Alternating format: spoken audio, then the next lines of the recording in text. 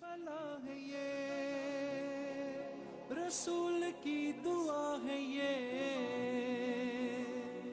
صرف مسلمان کے پیارے ہیں حسین، جرخ نوع بشر کے تارے ہیں حسین، انسان کو بیدار تو ہو لینے دو، ہر قوم پکارے گی ہمارے ہیں حسین۔ حسین منی و انا من الحسین شہید کربلا ہے یہ۔ بسم اللہ الرحمن الرحیم۔ السلام علیکم ناظرین۔ قرآن حکیم میں اللہ تعالیٰ مومنوں کو ایک دعا سکھلاتے ہیں جو ان کی زندگی کا نشان منزل ہے، اور اس دعا میں اللہ تعالیٰ مومنین کو ان کی زبان سے یہ کہلواتے ہیں کہ وہ اللہ کے حضور ایک دعا کریں۔ وہ دعا کیا ہے کہ اہدنا الصراط المستقیم، الہی ہمیں سیدھا راستہ دکھا، صراط الذین انعمت علیہم، ایسے لوگوں کا راستہ ہمیں دکھا جن پر تیرا انعام نازل ہوا، غیر المغضوب علیہم، ان لوگوں کے راستے سے ہمیں بچا جن پر تیرا غضب نازل ہوا، ولا الضالین، ان لوگوں کے راستے سے بھی ہمیں بچا جو گمراہ ہو گئے۔ انسان اپنی ساری زندگی اس کوشش میں، اس طلب میں، اس تڑپ میں، اس جستجو میں رہتا ہے کہ وہ کیسے اپنے خالق کا ایسا بندہ بن جائے کہ جو مقصود خداوندی بن جائے، وہ کیسے اپنے رب کے اشاروں پر اپنی زندگی گزارے کہ اللہ کی میدان حشر کے بعد ان رحمتوں کا امیدوار ہو جس کا اللہ نے اپنے بندوں کے ساتھ وعدہ کیا ہے۔ یہ جو راستہ ہے، یہ راستہ اللہ نے بتایا، یہ کوئی آسان راستہ نہیں ہے۔ عشق کی منزل پر چلنے والوں کے لیے اس میں بہت آسانیاں ہیں، کیونکہ انہیں پتہ ہے کہ ان کا نشان منزل کیا ہے، اور جو لوگ اس راستے کی حقیقت سے آگاہ نہیں ہیں ان کے لیے اس راستے پر چلنا انتہائی مشکل ہو جاتا ہے۔ آج ہم تاریخ انسانیت کی اور تاریخ اسلام کی اس عظیم شخصیت کا ذکر کرنے جا رہے ہیں کہ جس نے اپنا نشان منزل اہدنا الصراط المستقیم کو بنایا، صراط مستقیم کو بنایا، اور اس صراط مستقیم کے لیے اپنا وجود کٹا دیا، اپنے خاندان کو تپتے ہوئے ریگزار میں ذبح کروا دیا، اور فدیناہ بذبح عظیم کا مصداق بن گیا۔ سیدنا امام حسین رضی اللہ تعالیٰ عنہ کی بہترین زندگی ہم سب لوگوں کے لیے اس بات کا تقاضا کرتی ہے کہ ہم ان کی زندگی سے اس بات کو جانیں کہ صراط مستقیم کیا ہے۔ لیکن صراط مستقیم کی ابتدا تو کچھ اور ہے، لیکن صراط مستقیم کی انتہا کربلا کے میدان سے جاتی ہے۔ صراط مستقیم کی انتہا سر تن سے کٹوا دیتی ہے۔ صراط مستقیم کی انتہا آپ کے وجود کو اس چھلنی سے گزارتی ہے کہ جہاں پر جانا شاید ہی ہم میں سے کوئی شخص برداشت کر سکے، لیکن یہ عشق کا سفر ہے، یہ محبت کا سفر ہے، یہ صراط مستقیم کا سفر ہے کہ وہاں پر جانے والوں کو پھر اس بات کا احساس نہیں رہتا، پھر یہ ٹینشن نہیں رہتی، وہ کسی ایسی مصلحت کا شکار نہیں ہوتے کہ جہاں پر وہ اپنے قدموں کو الٹا دیں، وہ اپنے راستے کو بدل دیں، وہ اپنی ترجیح کو بدل دیں۔ وہ ہمیشہ اسی راستے کی طرف چلتے ہیں، اور پھر اپنا تن من دھن قربان کرنے کے بعد بھی وہ یہ سمجھتے ہیں کہ انہوں نے ابھی کچھ نہیں کیا۔ سیدنا امام حسین رضی اللہ تعالیٰ عنہ کی زندگی ہم سب لوگوں کے لیے ایک سبق ہے۔ آج ہم گفتگو کریں گے کہ میدان کربلا میں سیدنا امام حسین نے جو شہادت پیش کی اس کا فلسفہ کیا ہے، اور وہ شہادت کس طرح ہم سب لوگوں کی زندگیوں کے لیے ایک بہت بڑا سبق ہے۔ ہمارے ساتھ موجود ہیں ملک عزیز پاکستان کے معروف مذہبی عالم حضرت علامہ اختر عباس صاحب۔ بہت شکریہ علامہ صاحب، آپ ہمارے ہاں تشریف لائے۔ اور ہمارے دوسرے انتہائی محترم مہمان ہیں جناب ڈاکٹر سید عبدالرحمن شاہ الازہری، مذہبی اسکالر ہیں۔ بہت شکریہ ڈاکٹر صاحب، آپ تشریف لائے۔ علامہ صاحب، میں آپ سے گزارش کرنا چاہوں گا کہ یہ صراط مستقیم کا سفر جس کا تھوڑی سی میں نے ابتدا میں بیان کیا، من الشیطان اللعین الرجیم، بسم اللہ الرحمن الرحیم۔ میں تبرکاً یہی آیت تلاوت کرتا ہوں ثواب کے لیے، اہدنا الصراط المستقیم۔ مسلمان جب بھی آنکھ کھولتا ہے اور شعور میں آتا ہے تو اسے یہ دعا سکھائی جاتی ہے کہ اور کوئی دعا یاد ہو نہ ہو کم از کم اتنا تو کہتا یاد رہے رہتی ہے کہ پروردگار مجھے صراط مستقیم پر قائم رکھ۔ دعا کے بعد اس مسلمان کو اس چیز کا علم ہونا چاہیے کہ وہ صراط مستقیم جو دعا اللہ سکھا رہا ہے تو ظاہر ہے اس نے کچھ راستہ بھی بتایا ہوگا، اور راستہ بتایا تو پھر وہ کن کا راستہ ہے یہ بھی بتایا ہے وہ صراط الذین انعمت علیہم، جن پر اللہ کا انعام ہے۔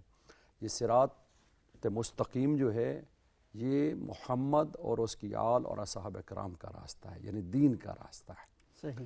ظاہر ہے پیغمبر اسلام کے بعد ہر مسلمان کو یہ دعا دی گئی، جیسے آپ نے کہا کہ اس کے لیے صراط مستقیم پہ چلنے کے لیے ہم دعا کے ساتھ ساتھ یہ دیکھنا ہے کہ وہ کن کا راستہ ہے۔ کن کا راستہ؟ اب حضور علیہ السلام کی ایک حدیث ہے، بڑی مشہور و معروف حدیث ہے کہ ان الحسین مصباح الہدی، واہ، کہ حسین ہدایت کا چراغ ہے، وہ سفینۃ النجات اور نجات کی نجات کا کشتی۔ سفینہ۔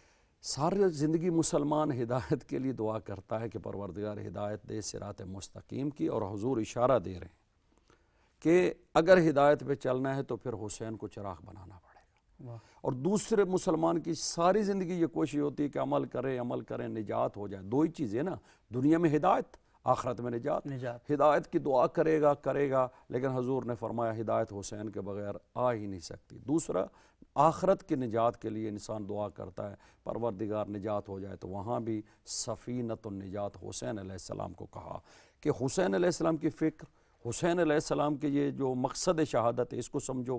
اور وہ خود انہوں نے بتایا جب وہ نکلے وہاں سے مدینے سے، تو محمد بن حنفیہ، یہ تاریخ کامل و طبری و تب اس میں تمام نے لکھا ہے کہ خط لکھا اپنے بھائی کو بتا دیں ان اللہ حسین یشہد ان لا الہ الا اللہ، پہلے اللہ کی گواہی دی کہ میں اللہ کے لیے نہیں کر رہا ہوں، محمد الرسول اللہ کے لیے کر رہا ہوں، ان الجنت حق و نار، یعنی پورا یہ ہے حسین کا مقصد۔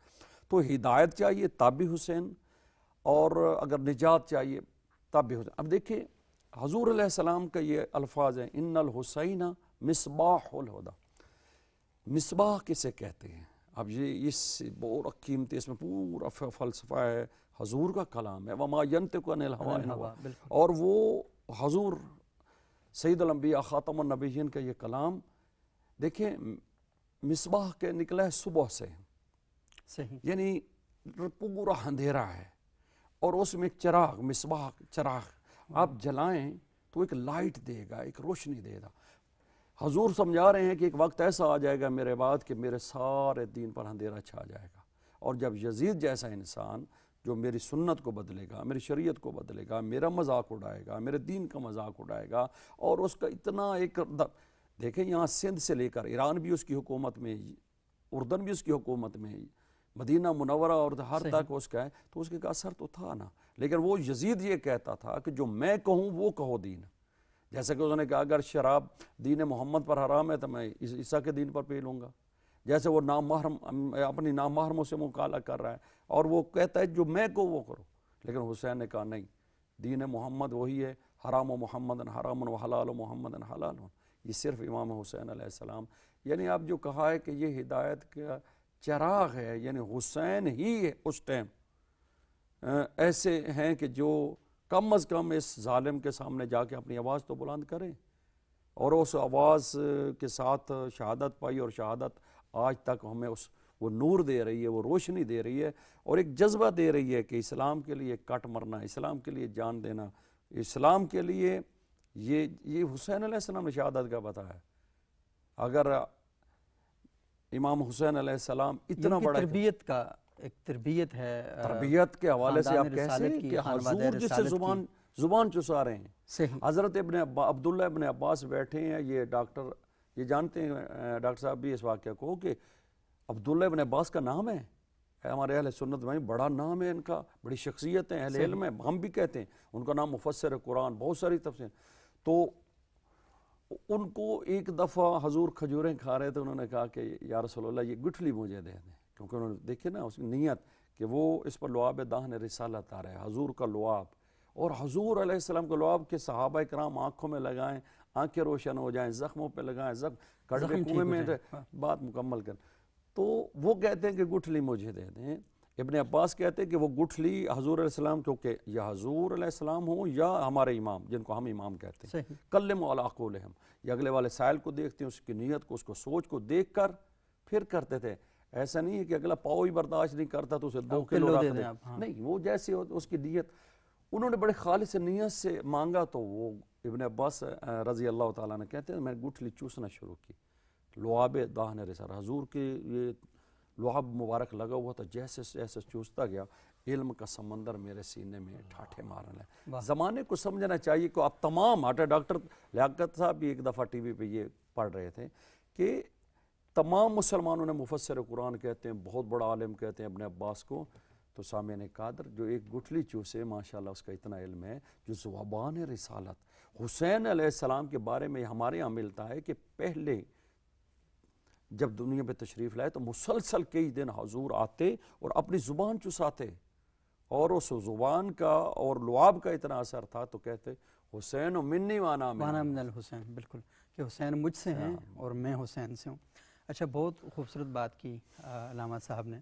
آپ عبد الرحمن شاہ صاحب یہ بتائیں کہ ہم جب گفتگو کرتے ہیں سیدنا امام حسین کی قربانیوں کے حوالے سے تو لازمی قربانی کے پیچھے ایک مقصد ہوتا ہے اور مقصد کے پیچھے ایک تربیت ہوتی ہے. تو یہ جو تربیت ہے یعنی میدان کربلا تو ہمیں ایک منظرنامہ دکھائی دیتا ہے، لیکن پس منظر کیا ہے، اس کے پیچھے جو اصل کہانی ہے وہ کیا ہے. تو یہ کم از کم ہمارے لوگوں تک کربلا کی کہانی تو پہنچتی ہے، کربلا سے پیچھے کی کہانی نہیں پہنچتی کہ حسین سازی کا جو عمل ہے وہ کیسے ہوتا ہے. بسم اللہ الرحمن الرحیم. سب سے پہلے تو صبوح صاحب میں آپ کا اور پی ٹی وی نیوز کا شکر گزار ہوں کہ آپ نے اس عظیم بابرکت موقع پہ اور ہمارے لیے جو اس وقت ضرورت ہے درس کربلا لینے کی، اس میں ہمیں انوائٹ کیا. بہت شکریہ آپ کا بھی. اور آپ کا کویسچن جو ہے وہ اس کا جواب میرے خیال میں خود دینے کے بجائے حضرت علامہ محمد اقبال سے ایک شعر مستعار لیتا ہوں جی جی جی جو پوری ریفلیکشن اور اب بتائے گا ہمیں کہ دشت کربلا میں جو سفر منتج ہوا تھا اس کا آغاز کہاں سے ہے. تو آپ کہتے ہیں غریب و سادہ و رنگین ہے داستان حرم، نہایت اس کی حسین و ابتدا ہے اسماعیل. تو یہ تربیت کا مرحلہ جو عام دنیا کے اندر تربیت کے مزاج اور معاملات پائے جاتے ہیں ان سے قدرے مختلف ہے، کیونکہ یہ انبیاء کرام کے گھر کی تاریخ ہے اور بی بی سیدہ بطول کی گود میں جنہوں نے تربیت پائی ان کی بات ہم کر رہے ہیں. لیکن اس کا جو تعلق ہے وہ بہت پیچھے چلا جاتا ہے. حضرت اقبال کے مطابق کہ وہ ساری قربانیاں اور وہ ساری چیزیں جو حضرت ابراہیم خلیل اللہ نے اور حضرت اسماعیل ذبیح اللہ نے دیں، اور پھر اس کے اندر جو اطاعت پدری ہے، جو جب انہوں نے کہا کہ انی ارا فی المنام انی اذبحک فانظر ماذا تری قال یا ابت افعل ما تؤمر ستجدنی انشاءاللہ من الصابرین.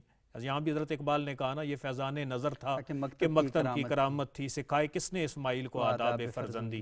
تو جیسے اطاعت کا ایک جذبہ لے کر سراپا بن کے سیدنا ابراہیم خلیل اللہ کے سامنے حضرت اسماعیل ذبیح اللہ کھڑے ہوئے ہیں، اسی کی ریفلیکشن اور اسی کا نتیجہ آپ کو دشت کربلا میں امام علی مقام کے ساتھ وہ سارے افراد کھڑے ہیں جنہوں نے ہاتھ باندھے ہوئے ہیں.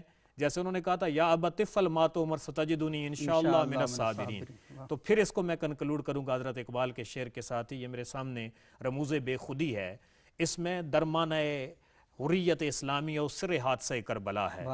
اس میں حضرت علامہ اقبال نے 39 اشعار لیے ہیں، اور جہاں سے آپ نے آغاز کیا کہ پہلا توحید پہ شعر ہے اور اگلے 12 اشعار عقل اور عشق کے تقابل پہ ہیں. عقل اور عشق کا تقابل کرتے ہوئے جب کنکلوڈ کرتے ہیں تو آپ کہتے ہیں آشنی دستی کے ہنگام نبرد ایک عقل عشق با عقل ہوس پرور چکرد. کہ کیا تو نے وہ واقعہ سنا ہے کہ جو دشت کربلا میں ہوا تھا، عقل کے ساتھ عشق نے کیا کیا کر دیا. اور اس کا آغاز کرتے ہیں امام عاشقاں پورے بطول سرو آزاد ز بستان رسول اللہ اللہ بائے بسم اللہ پدر مانع ذبح عظیم آمد پسر.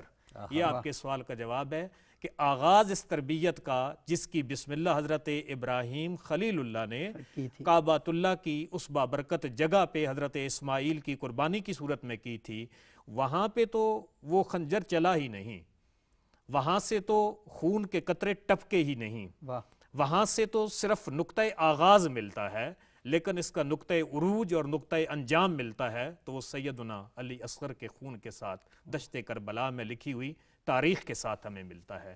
تو آپ نے بات کی تربیت کی، تو یہ کیونکہ خانوادہ اہل بیت کی بات ہے تو یہ تربیت عام دنیا کے پیمانوں کے مطابق نہیں ہوئی، اور نبی پاک سے تقریباً 2500 سال پہلے حضرت سیدنا ابراہیم خلیل اللہ گزرے، 2500 سال، اور آپ 72ویں پشت پہ ہیں حضور کے بعد آپ صلی اللہ علیہ وآلہ وسلم، اور آگے 2 پشتیں ایڈ کریں تو پھر اس کے بعد آپ کو 74ویں پشت کے اوپر حضرت سیدنا حسین ابن علی اور آپ کا خانوادہ نظر آئے گا کہ جس قربانی کا آغاز اللہ اللہ بائے بسم اللہ پہ در، حضرت اقبال کہہ رہے ہیں باپ نے بسم اللہ کا آغاز کیا تھا، مانع ذبح عظیم آمد پہ سر، اگرچہ قرآن میں اس کانٹیکسٹ میں ہے وَفَدَيْنَاهُ بِذِبْحٍ عَظِيمٍ، لیکن حضرت اقبال کہتے ہیں اس قربانی کا جو نتیجہ ہے یا اس کا نقطۂ عروج ہے یا منتج ہوئی ہے تو وہ امام علی مقام اور آپ کے رفقا کی قربانی کے ساتھ۔ اور آپ تربیت کے حوالے سے بات کر رہے تھے تو میرے ذہن میں اچانک وہ واقعہ گھومنا شروع ہو گیا کہ ایک بزرگ آدمی وضو کر رہے تھے۔ اب تو یہ نا کہ ایک تو یہ نا کہ خانوادہ رسالت کی اپنی تربیت کیسی ہوئی ہے، اس کا اظہار ایک تو کربلا کے میدان میں ہے، لیکن ایک اس کا اظہار کربلا سے پہلے کہ عملی زندگی میں وہ کیسے لوگوں کی تربیت کر رہے ہیں۔ تو وہ چاہتے تو کہہ سکتے تھے کہ یہ غلط وضو کر رہے ہو، یہ طریقہ ٹھیک نہیں ہے وضو کرنے کا۔ تو خانوادہ رسالت نے تربیت کیسے کی کہ کسی کی غلطی نکالنی ہے تو اس انداز سے نکالنی ہے کہ اس کو نہ لگے کہ آپ کی غلطی نکالی جا رہی ہے، اس انداز سے۔ تو وہ وضو کر رہے تھے تو دیکھا کہ وضو کا طریقہ ٹھیک نہیں ہے، ان کا درست نہیں ہے۔ تو دونوں بھائیوں نے کہا، حسنین کریمین نے، کہ چچا جان آپ ہم دونوں بھائیوں کو دیکھیں کہ ہم کیسے وضو کرتے ہیں، پھر ہمیں بتائیں ہم میں سے ٹھیک وضو کس نے کیا۔ اب جب دونوں نے وضو کیا اور دونوں نے ایک ہی طریقے پر وضو کیا تو وہ جو بزرگ تھے ان کو لگا کہ نہیں، یہ اللہ کے رسول کی تربیت کا اثر ہے، میرا وضو غلط تھا اور مجھے یہ سکھایا جا رہا ہے کہ آپ اپنا وضو جو ہے کیسے اس کو بہتر کر سکتے ہیں اور کیسے ٹھیک کر سکتے ہیں۔ تو یہ تربیت کا ایک اثر ہے کہ کس طریقے سے اپنے بچوں کو آپ بتائیں اور ان کو سکھائیں کہ بڑوں کے، ہمارے ہاں تو یہ روایت بھی ہے نا کہ بڑوں کی غلطی کو نکالنا بھی غلطی ہے، اس طریقے سے نہیں کرنا چاہیے۔ یعنی حفظ مراتب جو ہے کہ ہاں آپ مرتبے کا خیال رکھیں اور ان کو بتائیں، سکھائیں۔ اچھا علامہ صاحب میں تھوڑا سا آپ سے یہ جاننا چاہوں گا کہ آپ نے وہ روایتی پیش کی کہ اللہ کے رسول نے فرمایا کہ جو حسین ہیں وہ تو چراغ ہیں، اور چراغ تو اندھیرے میں روشن ہوتا ہے، اور اندھیرے کے اندر چراغ بہت چھوٹا سا بھی ہونا وہ اپنا پتہ دے دیتا ہے، وہ سورج لگتا ہے اس وقت، وہ اصل میں اشارہ کرتا ہے کہ یہ روشنی اب تمہارے اندھیرے کو ختم کرنے والی ہے، اندھیرا چھٹ جائے گا اور روشنی آ جائے گی۔ سیدنا حسین رضی اللہ تعالیٰ عنہ جب میدان کربلا میں پہنچتے ہیں، لازم اس سے پہلے کا بھی ایک بہت بڑا سفر ہے، تو میں یہ چاہوں گا کہ ہمارے ناظرین کو آج نمی محرم ہے اور ہمارے ناظرین تک یہ بات آپ پہنچائیں کہ ان کا سارا سفر اصل میں کیا ہے، اور میدان کربلا میں جس کاز کے لیے، جس مقصد کے لیے پہنچے، وہ مقصد کیا ہے۔ آپ کا امام حسین علیہ السلام کے اس سوال کے جواب میں امام حسین کی ایک بڑی مشہور حدیث ہے۔ امام حسین علیہ السلام سے پوچھا گیا کہ آپ اتنی بڑی زحمت، اتنا بڑا سفر، اتنی تکلیف، تو وہاں ایک جملہ الا ترون، الا ترون، الا، ایک اٹینشن، کیا تم لوگ نہیں دیکھتے کہ ان الحق لا یعمل بھی، کہ حق پہ کوئی عمل نہیں ہو رہا؟ یعنی قرآن حق ہے، حدیث حق ہے، علم حق ہے، اس کے آنے سے، یزید کے آنے سے وہ حق دب گیا۔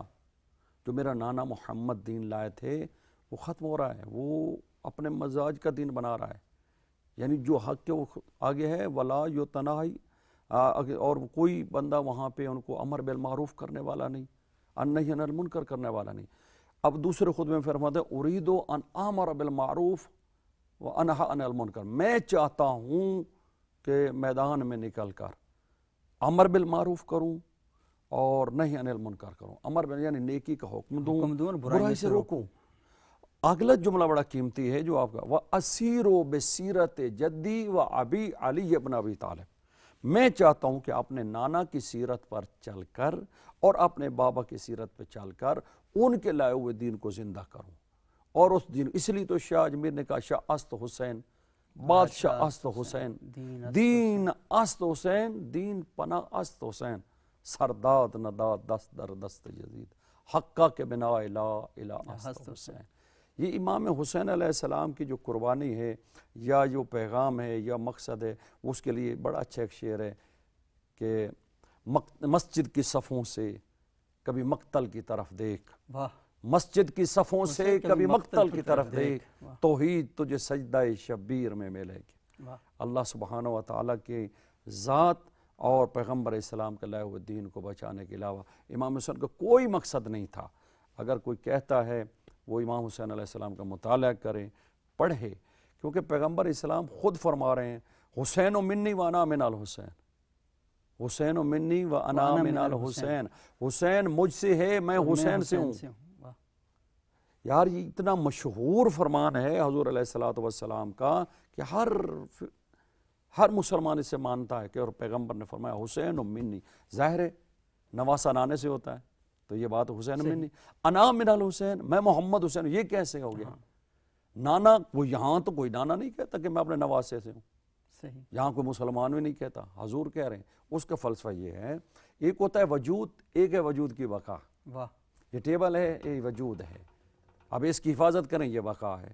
حسین و منی وجود ہے، یعنی میری وجہ سے حسین آ رہا ہے، انا من الحسین یہ میری بقا کا سبب بنے گا۔ بہت خوبصورت، بہت خوبصورت بات کی۔ حسین و منی 3 شعبان سے لے کر 10 محرم، حسین و منی 10 محرم سے لے کر قیامت تک انا من الحسین، یعنی میرے اب جب محمد مصطفیٰ سید الانبیاء کہہ رہے ہیں انا من الحسین، تو گویا آدم بھی کہہ رہے ہیں انا من الحسین، نوح بھی کہہ رہے ہیں انا من الحسین، ابراہیم بھی کہہ رہے ہیں انا من الحسین، موسیٰ علیہ السلام بھی کہہ رہے ہیں انا من الحسین، عیسیٰ، کیونکہ ان سب کو بچانے والا حسین ہے، ورنہ سب کچھ ختم ہو جاتا اور لوگ اپنے دین پہ پلٹ جاتے۔ جو سوچ تھی، ان کا جو نظریہ تھا، ہاں وہ اپنے، اس لیے ہم اپنے بس آخری جملہ، اس لیے ہم وہ کسی نے بڑا اچھا شعر ہے کہ کعبے سے جا ملا ہے، انہوں نے شعر پڑھا تو مجھے بھی یاد آ رہے ہیں، کعبے سے جا ملا ہے تیرا آستاں حسین، قرآن بن گیا ہے تیری داستاں حسین، آواز انبیاء نہ پہنچی جہاں تلک، وہ آپ نے کہا نا خون، وہ ابراہیم علیہ السلام نے بیٹے کا خون نہیں دیکھا،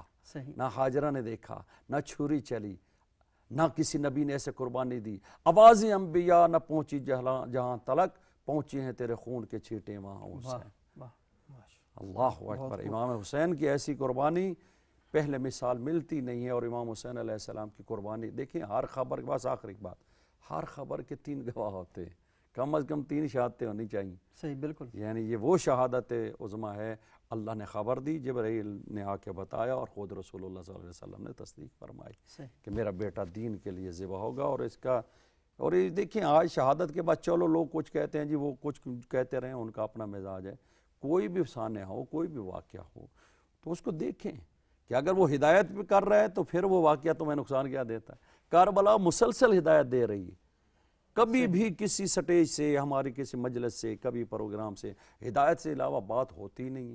اب دیکھیں کربلا آتی ہے تو دین کی بات ہوتی ہے، دین زندہ ہوتا ہے۔ تو امام حسین علیہ السلام کے اس واقعے سے یہ ہدایت ملتی ہے، اور دین آج زندہ ہے تو حسین کی شہادت۔ بہت خوبصورت بات کی کہ سیدنا حسین رضی اللہ تعالیٰ عنہ کے اس واقعے سے ہمیں ہدایت ملتی ہے، لیکن اصل بات، کیونکہ ہم میدان کربلا میں بھی جائیں گے، لیکن میدان کربلا سے پہلے یہ بات کرنا بہت ضروری ہے کہ سیدنا حسین رضی اللہ تعالیٰ عنہ کی ساری زندگی وہ کیا تھی، اور وہ اپنے نانا کیا ایک عملی پہلو بن کر میدان میں آیا، اور جیسے علامہ صاحب نے بہت خوبصورت طریقے سے بتایا۔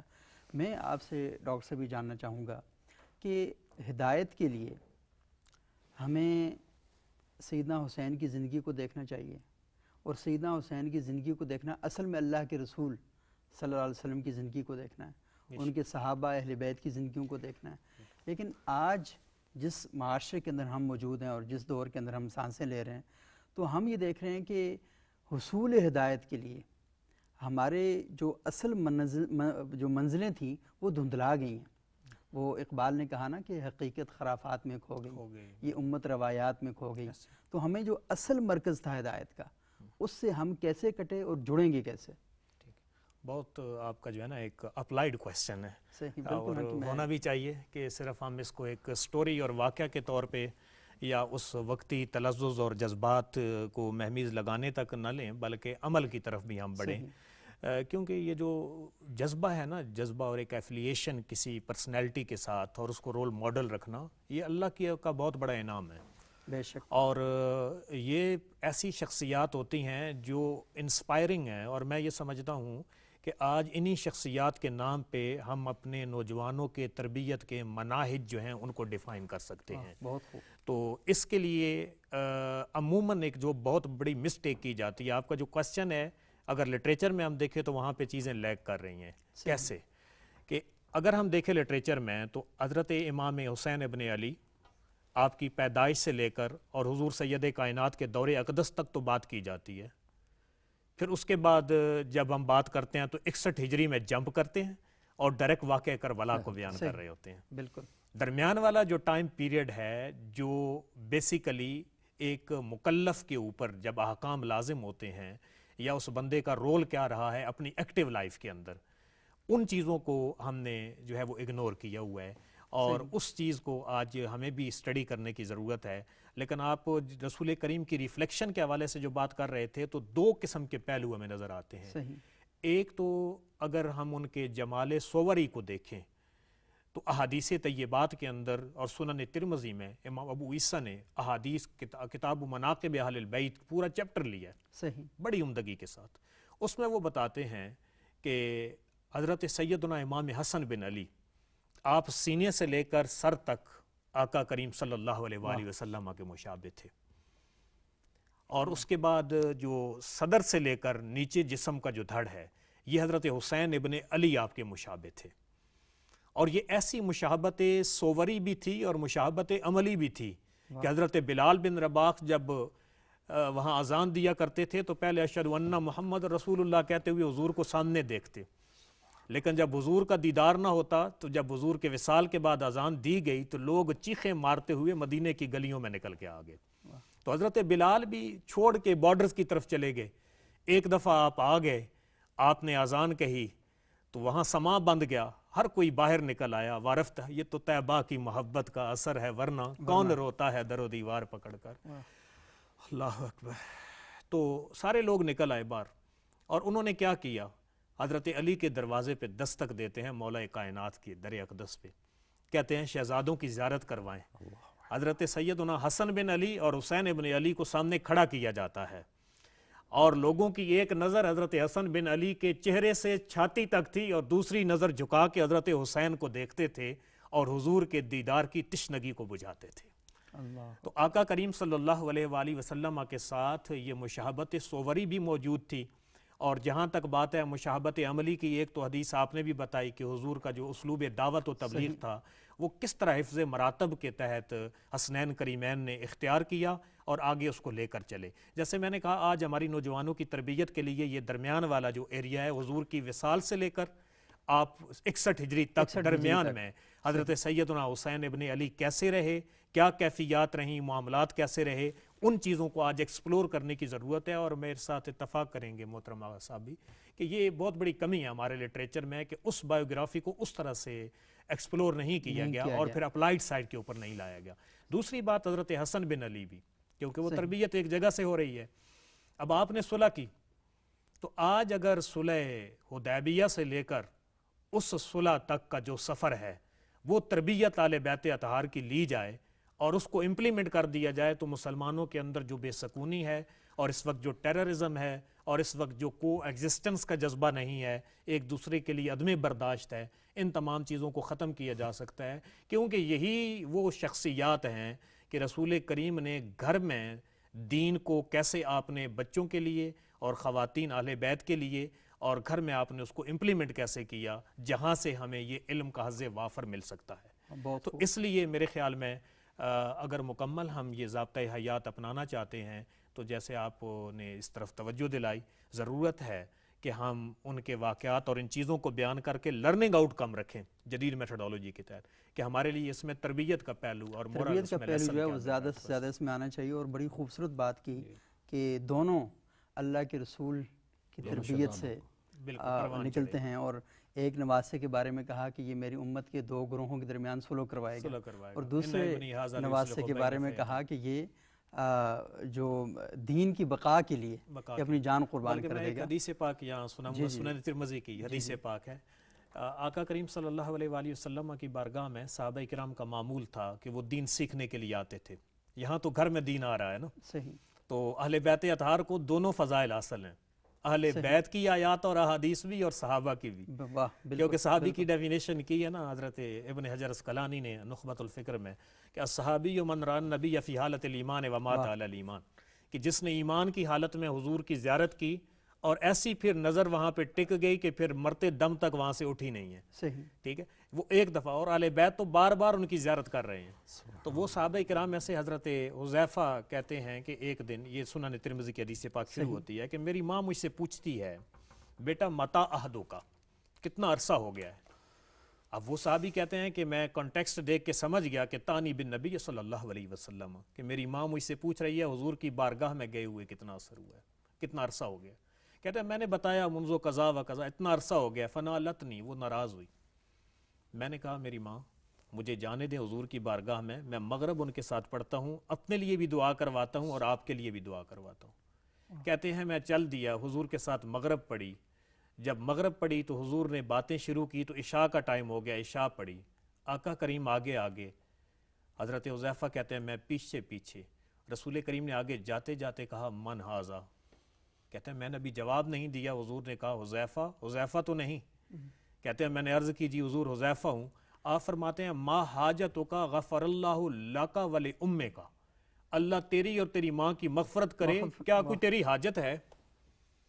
حذیفہ کہتے ہیں کہ میں دنگ رہ گیا، ابھی میں خاموش ہی تھا، گویا کوئی کالے دل نے کہا ہے نا ساتھ، کیوں آ کے رو رہا ہے محمد کے شہر میں، ہر درد کی دوا ہے محمد کے شہر میں، مانگے نہ مانگے یہ مرضی فقیر کی، بن مانگے بھی مل رہا ہے محمد کے شہر میں۔ بلکہ یہاں سے کچھ حضرت اقبال نے کہا نا من چگویم از تولایش کی چیست، اسی میں اسرار خودی میں کہ من چگویم از تولایش کی چیست، خشک چوبے در فراق او گریست، میں کیا کہوں کہ حضور کی محبت کس درجے پہ لا کے کھڑا کرتی ہے۔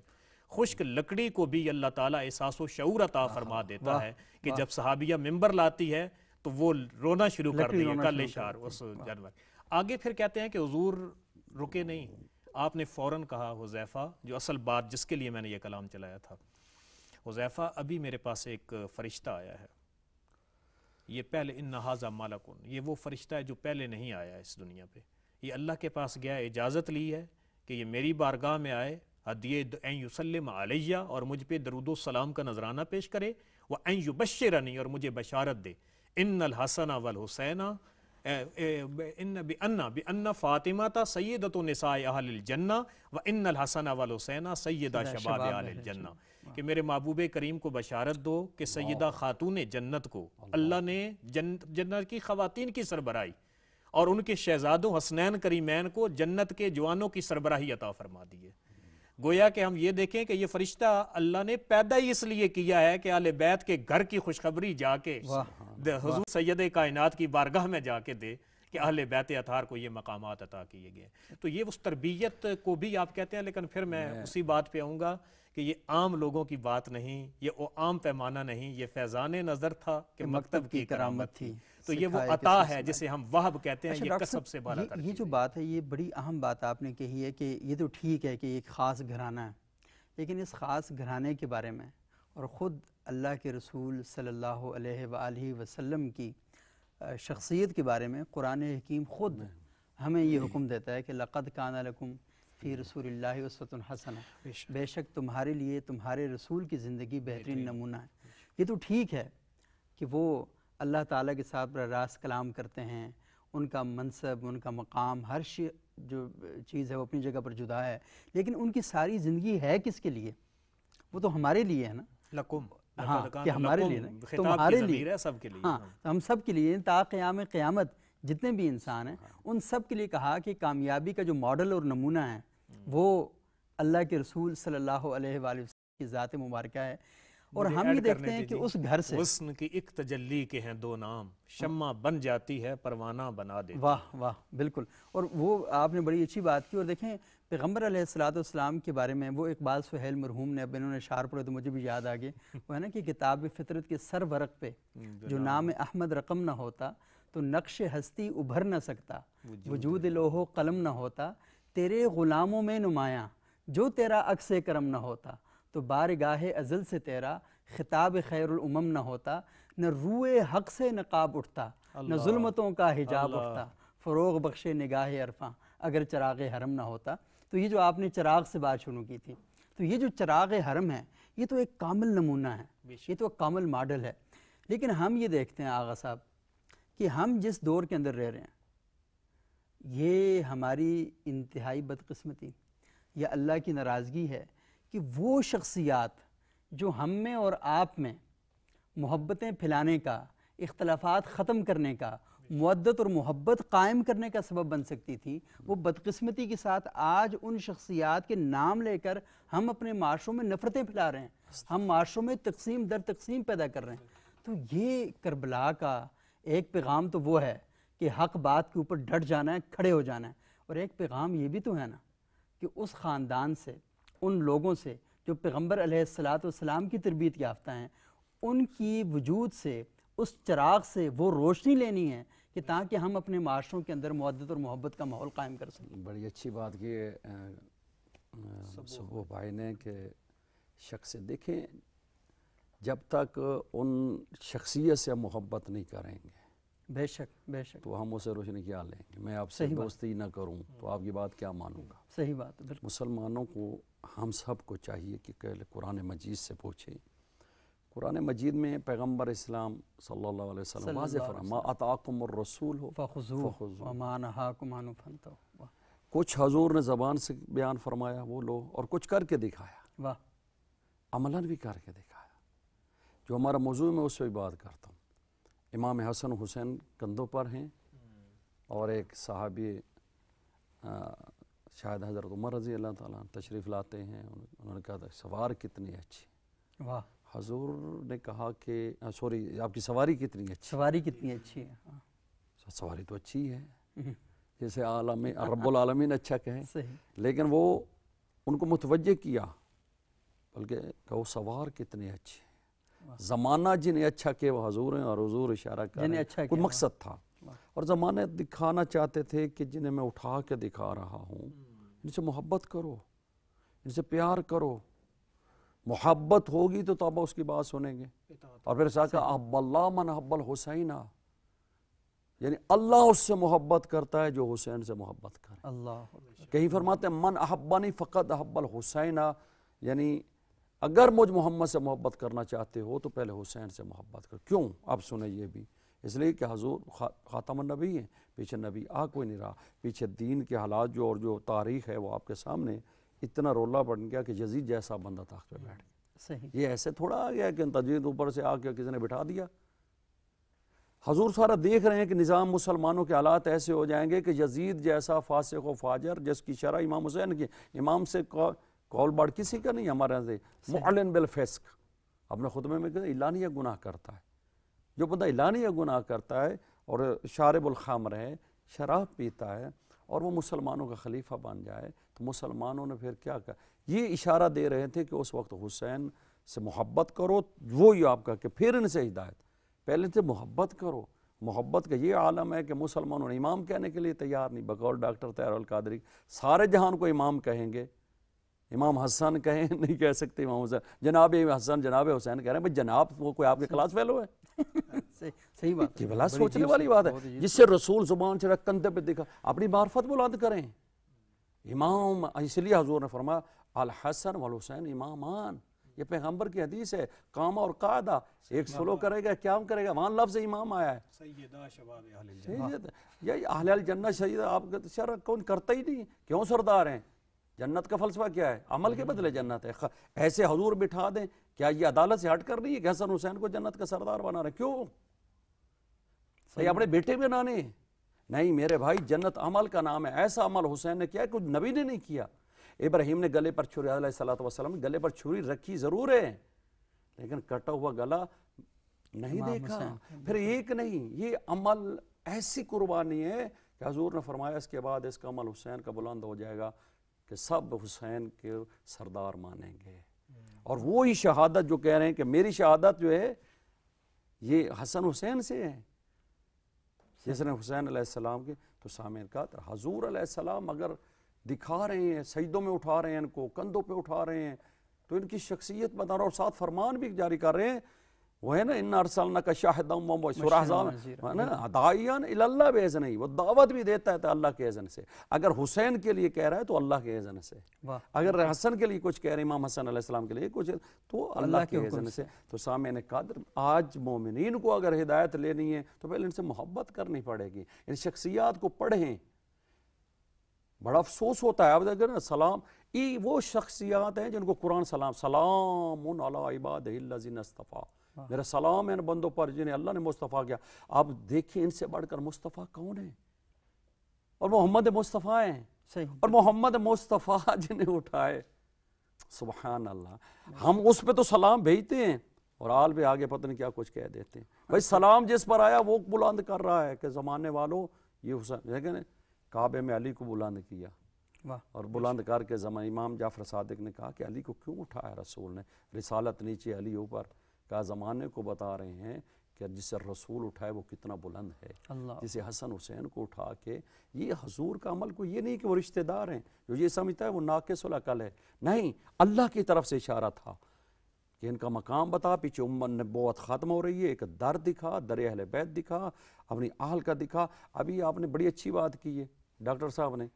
اچھا ڈاکٹر کا بیٹا آدھا ڈاکٹر، انجینئر کا بیٹا آدھا انجینئر، عالم کا بیٹا آدھے سے زیادہ عالم، اور جناب وہ سارا چل رہا ہے اور وہی اسی کے آگے چل رہے ہیں. اور خدا کے بندو، دین جس کے گھر آیا ہے، رسول اللہ دین لے کے آئے ہیں، حسن حسین دین دے رہے ہیں، رات دن جبریل آ رہا ہے، تو وہ زیادہ دین جانتے ہیں. یا وہی بات ہوگی ہمارے ہاں ہے کہ ہم نے وہ گیری کو چھوڑ کے چھلکے کو پکڑ لیا ہے. اخروٹ کی گیری ہے حسن حسین، مولا علی، دین ان سے ہے. باقی سب کا احترام ضرور ہے کیونکہ وہ گری ان میں لپٹی ہوئی ہے. تو سامعین قادر، تھوڑا سا معرفت کے بھی دروازے کھولنا چاہیے.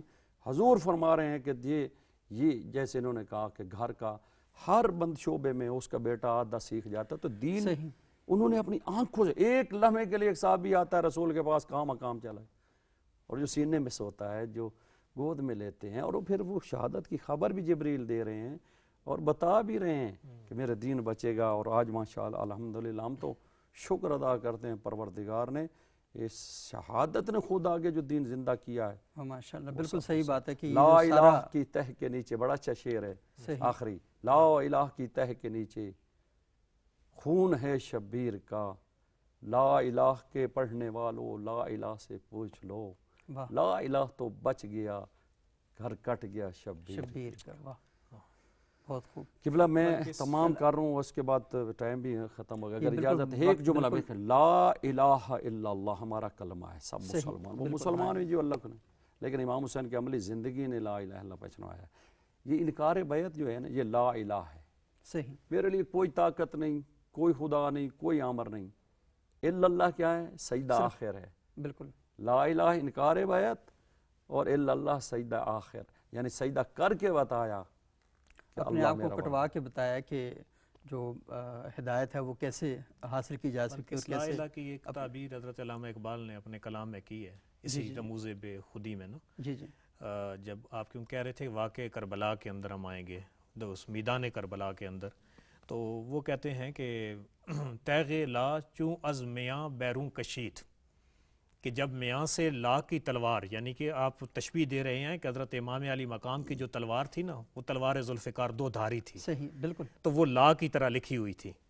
تیغ لا چوں از میاں بیرون کشید، از رگ ارباب باطل خون کشید. اس تلوار نے جو باطل قوتیں تھیں ان کی رگوں سے بھی خون کو نچوڑ لیا. اس کے بعد کہتے ہیں نقش الا اللہ بر صحرا نوشت، سطر عنوان نجات ما نوشت. اس صحرا کے اوپر جب وہ خون گرا تو اس خون نے کیا کیا؟ کہتے ہیں بر صحرا الا اللہ، نقش الا اللہ بر صحرا نوشت، سطر عنوان ما، کہ ہماری جو نجات کا عنوان ہے اس کی سطریں انہوں نے لکھ دیں. اس کے بعد کہتے ہیں رمز قرآن از حسین آموختیں، ز آتش او شولہا اندوختیم. میں نے قرآن کی رمز جو ہے نا لا الہ الا کی سیدنا حسین سے سیکھی ہے, اور ان کی جو شعلے ہیں نا, ان کی جو آگ ہے, اس سے ہم نے کئی آگے چراغ روشن کیے. بہت شکریہ, بہت زبردست آپ نے بیان کیا جناب ڈاکٹر سید عبدالرحمن شاہ صاحب, جناب علامہ اختر عباس صاحب. وقت بہت کم ہے اور بہت ہی اہم یہ گفتگو ہو رہی ہے, لیکن ناظرین اصل چیز یہ ہے کہ جس کی جانب علماء کرام نے اپنی گفتگو میں اشارہ کیا کہ ہم نے اصل میں اس بات کا طے کرنا ہے کہ ہم نے ہدایت کے لیے کن دروازوں پر دستک دینی ہے. اگر آپ ہدایت کے لیے ٹھیک جگہ پر نہیں جائیں گے, ٹھیک دروازے پر دستک نہیں دیں گے, تو شاید آپ کو ہدایت ٹھیک جگہ سے پھر نہیں ملے گی. اور قرآن نے, جیسا میں اپنی گفتگو کے بالکل آغاز میں کہا, کہ صراط مستقیم ہر مسلمان کی یہ خواہش ہے. وہ اللہ تعالیٰ کے سامنے جب اپنا دامن پھیلاتا ہے تو ایک ہی مطالبہ کرتا ہے. کیا مطالبہ؟